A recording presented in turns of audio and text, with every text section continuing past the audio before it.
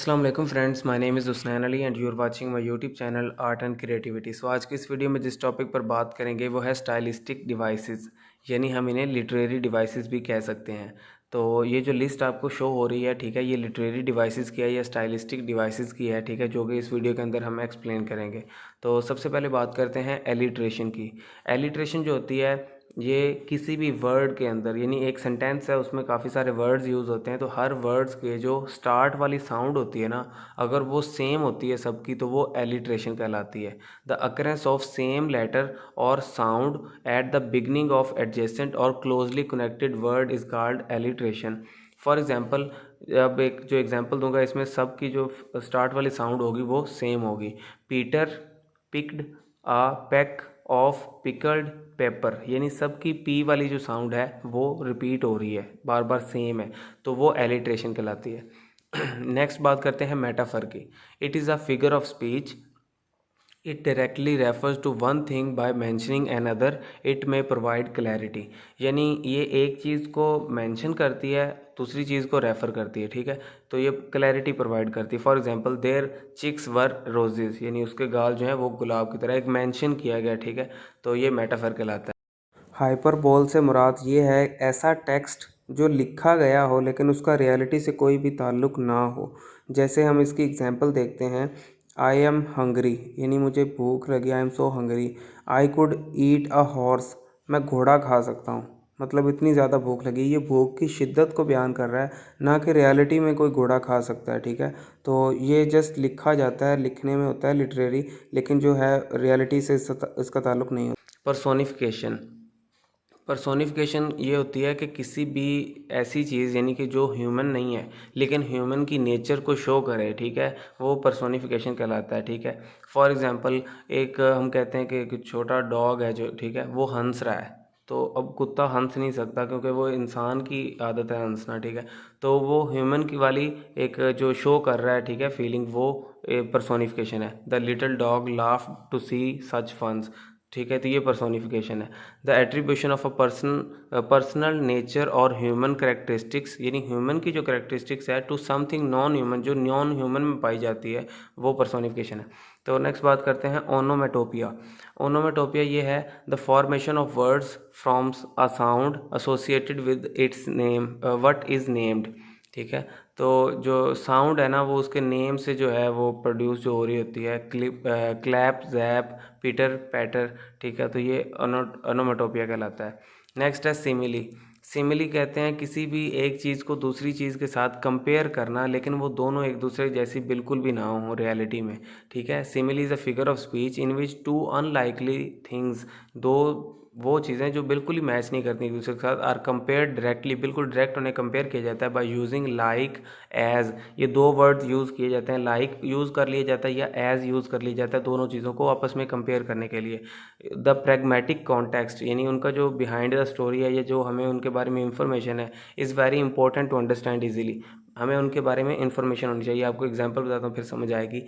As brave as line, कि एक इंसान इतना बहादुर है जितना कि शेर, अब शेर नहीं किसी से डरता, ये हमारी क्या है, प्रैग्मेटिक या कॉन्टेक्स्ट है, तो इंसान भी उतना बहादुर है, ये एक बात की गई है, ठीक है, लेकिन शेर और इंसान में ज़मीन आसमान का फ़र्क है, तो वो इस तरह एज ब्लैक एज कोल, इतना स्याह जितना कि कोयला, ठीक है, तो दोनों चीज़ें बिल्कुल मैच नहीं करती होती हैं आपस में, लेकिन उनको डायरेक्ट कंपेयर किया जाता है एज और लाइक का वर्ड यूज़ करके।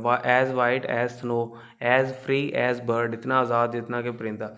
नेक्स्ट बात करते हैं एल्यूजन की। An expression designed to call something to mind without mentioning it explicitly, यानी कि किसी भी चीज़ की जो है स्पेशलिटी या जो भी हम कह सकते हैं कि उसकी खसूसियत को एक्सप्लेन किए बगैर हम किसी भी चीज़ के साथ कंपेयर कर देते हैं, ठीक है, उसकी मीनिंग को शो करने के लिए। फॉर एग्जांपल, हम कहते हैं चॉकलेट इज़ हिज क्रिप्टोनाइट, यानी कि जो चॉकलेट है ना वो इसके लिए ऐसे है जैसे इसकी कमज़ोरी है, ठीक है, इसकी वीकनेस है चॉकलेट, तो वो क्या है, मतलब जैसे जो सुपरमैन है, ठीक है, एक फिक्शन है, ठीक है, तो उसकी जो कमज़ोरी होती है वो क्रिप्टोनाइट होती है, तो उसके साथ चॉकलेट को कंपेयर किया गया है, तो ये क्या है, एल्यूजन है, ठीक है। उसके बाद बात करते हैं oxymoron. A figure of speech in which contradictory terms appear in conjunctions, यानी कि फिगर ऑफ स्पीच है ऑक्सीमोरोन, जिसके अंदर जो है दो चीज़ों को जो आपस में मुख्तलिफ हों, ऑपोजिट हों, ठीक है, मुतज़ाद हों, कॉन्ट्राडिक्टरी, उन चीज़ों को बयान करना, ठीक है, वो ऑक्सीमोरोन कहलाता है। For example O loving hate, यानी कि ओ लविंग हेट। अब लव और हेट यह बिल्कुल ऑपोजिट है। यह कहा जाता है ओ ब्रॉलिंग लव, यानी ब्रॉलिंग का मतलब होता है फसाद, तो वो लव में फसाद नहीं होता, तो वो ठीक है, दो जो मैच चीज़ें या ऑपोजिट चीज़ें उनको एक जगह पे लिखना, वो ऑक्सीमोरोन कहलाता है। उसके बाद है इमेजरी। इमेजरी होता है विजुअल डिस्क्रिप्टिव और figurative language, specially in literary work. किसी भी लिटरेरी वर्क के अंदर जो है फिगरेटिव लैंग्वेज का यूज़ करना, जिसमें हम किसी चीज़ को एक्सप्लेन करते हैं, ठीक है, कोई कंपेयर करके किसी चीज़ से। जैसे हम कहते हैं द ऑटम लीव्स, ठीक है, जो मतलब ख़ज़ां के पत्ते होते हैं, are blanket on the ground, वो मतलब कि कंबल की तरह ग्राउंड पे पड़े होते हैं, ठीक है। तो ये क्या है, हम उसके इमेजरी यानी कि उसका विजुअल जो है ना डिस्क्राइब कर रहे हैं उसको, डिस्क्रिप्टिव, ठीक है, तो ये इमेजरी कहलाएगा। नेक्स्ट बात करते हैं आयरनी की, ठीक है। आयरनी में ये होता है the expression of one's meaning by using language that normally signifies the opposite, typical for humorous और एम्फैथेटिक इफेक्ट, ठीक है।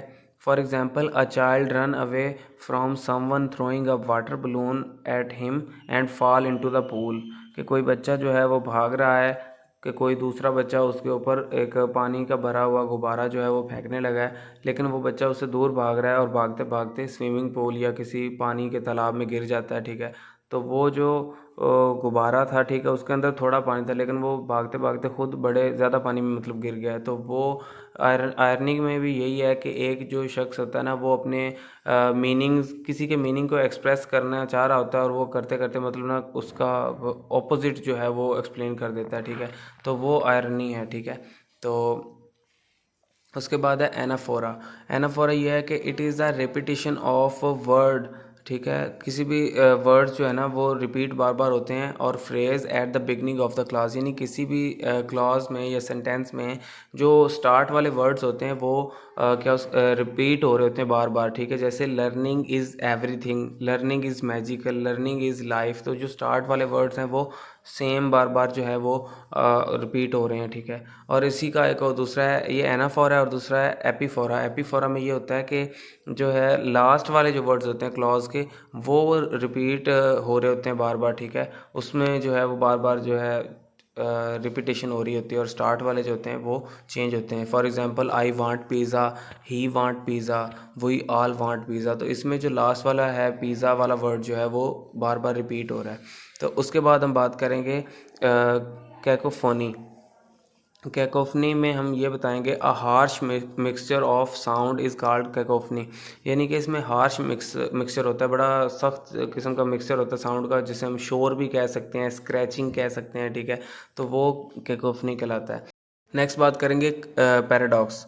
तो इसमें हम देखेंगे अ सीमिंगली कंट्राडिक्टरी स्टेटमेंट और proposition which when investigated may prove to be well founded और ट्रू। कंट्राडिक्टरी का मतलब होता है ऑपोजिट, ठीक है, यानी कि मुतज़ाद, यानी कि कोई भी ऐसी स्टेटमेंट जो दिखने में थोड़ी मुख्तलिफ लग रही हो, लेकिन उसका जो मीनिंग होता है वो सेम ही होता है, ठीक है। जैसे कि एग्जांपल है वॉकिंग इज़ ड्रीमिंग। जो वॉक करना होता है, चलना होता है, वो एक तरह ऐसे होता है जैसे हम ड्रीम देख रहे होते हैं। मतलब कि इंसान जब अकेला वॉक करता है तो वो काफ़ी कुछ सोचता है, ड्रीम करता है, ठीक है। लेकिन अगर देखा जाए तो वॉकिंग और ड्रीमिंग ये कंट्राडिक्टरी हैं, यानी मुतज़ाद हैं, ऑपोजिट है, मतलब ये मैच नहीं करते, मुख्तलिफ हैं, लेकिन इनका जो स्टेटमेंट का मीनिंग देखा जाए तो वो ट्रू है।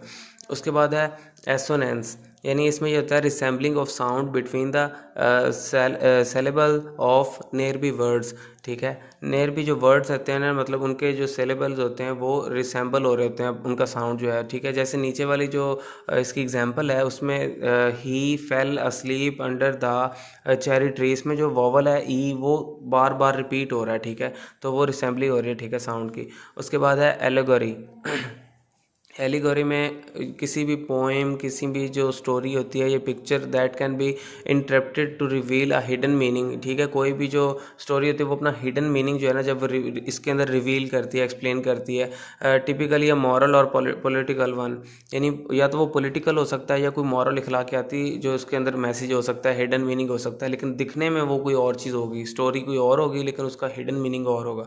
For example the surface story might be about two neighbours, यानी जो दिखाया फिल्म या स्टोरी में ये जा रहा हो कि दो नेबर हमसाए हैं, ठीक है, throwing stone at each other homes, यानी एक दूसरे के घरों में पत्थर फेंक रहे हैं, ठीक है। But the hidden meaning story, यानी कि जो उसका हिडन मीनिंग है वो मे बी ये हो सकता है कि जो वो दोनों नेबर्स हों वो अलग अलग कंट्री के हों और वो एक जंग को रिप्रेजेंट कर रहे हों, ठीक है, एक वार को दोनों कंट्रीज़ के दरमियान की।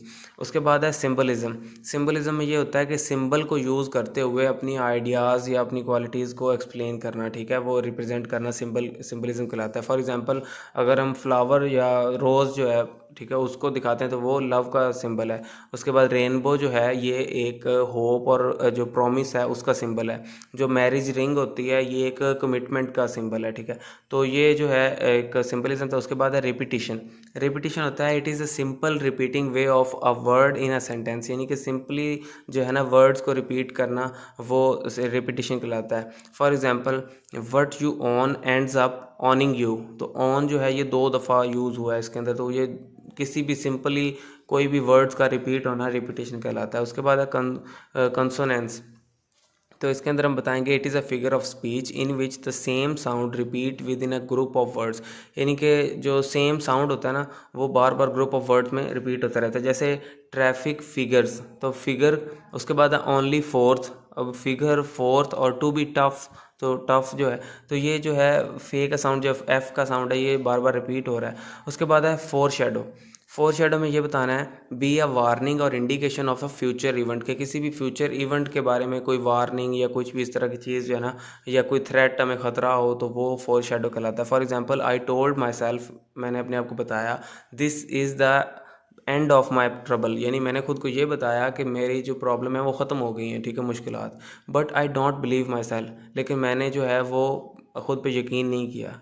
मैंने खुद को बताया ज़रूर कि मुश्किलात ख़त्म हो गई हैं, लेकिन मैंने फिर यकीन नहीं किया कि मुश्किल, क्योंकि उसे इंडिकेशन या थ्रेट था फ्यूचर की तरफ से कि मतलब कोई प्रॉब्लम आ सकती है। उसके बाद है मेंटोनिमी।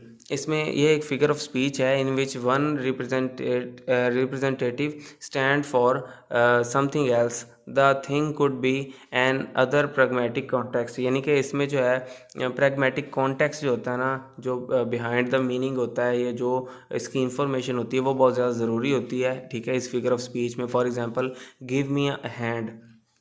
गिव मी अ हैंड का मतलब यह नहीं कि मुझे अपना हाथ पकड़ाओ, बल्कि इसका मतलब यह है कि मेरी मदद कर दो।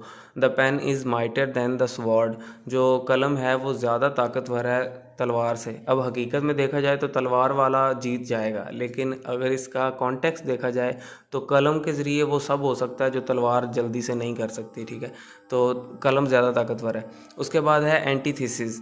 तो एंटीथीसिस में ये है अ पर्सन और थिंग दैट इज़ डायरेक्टली जो है अपोजिट ऑफ समवन और समथिंग एल्स, ठीक है, कि एक मतलब डायरेक्टली जो है ना दो अन अपोजिट चीज़ों को जो है वो मतलब कि कंपेयर करना, ठीक है, एक दूसरे के साथ। जैसे कि फॉर एग्जांपल है love is antithesis of selfishness, यानी कि जो लव है वो सेल्फिशनेस के ऑपोजिट है, ठीक है। तो उसके बाद है क्यासमस।